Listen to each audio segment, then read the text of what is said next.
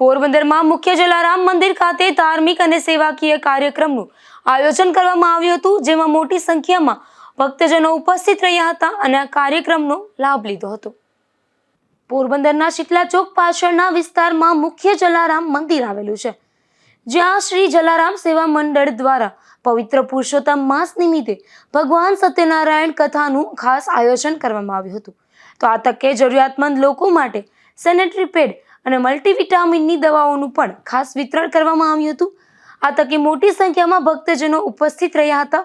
આ કાર્યક્રમમાં મંડળના ભાવિકભાઈ દેવાણી સહિતના અગ્રણીઓએ જહેમત ઉઠાવી હતી, તેમજ અનિલભાઈ કારિયા અને અશ્વિનભાઈ ઠાકર સહિતના અનેક મહાનુભાવો ખાસ ઉપસ્થિત રહ્યા હતા. જય જલારામ, જય શ્રી કૃષ્ણ, ગુડ ઇવનિંગ.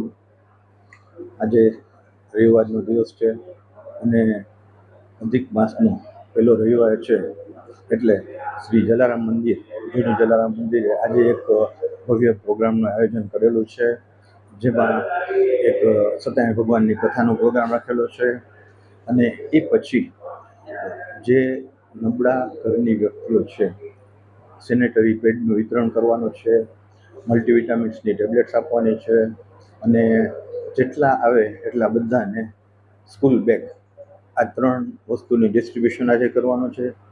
અને એ પછી બધા અધિક માસને અનુસાર ફરાળી પ્રસાદ લેવાનો છે. તો આજે જેટલા પેશન્ટ આવે અને મલ્ટીવિટામિનની, આયર્નની ટેબ્લેટ આપી અને આખા મહિના દિવસનો કોર્સ આપશું, એટલે 2 મહિના પછી પાછું એ વસ્તુ રિપીટ કરશું, એટલે એ વસ્તુની ખામી ઊભી ન થાય. અને અત્યારે જે લોકલ પબ્લિક છે એમાં લેડીઝમાં આયર્નની અને કેલ્શિયમની બહુ કમી જોવા મળે છે. તો એ જેટલું રિપીટ થાય તો જે કેલ્શિયમ અને આયર્ન છે એ બ્લડમાં મેન્ટેન થાય અને એ રીતના આખી જનતાને એનો લાભ મળે.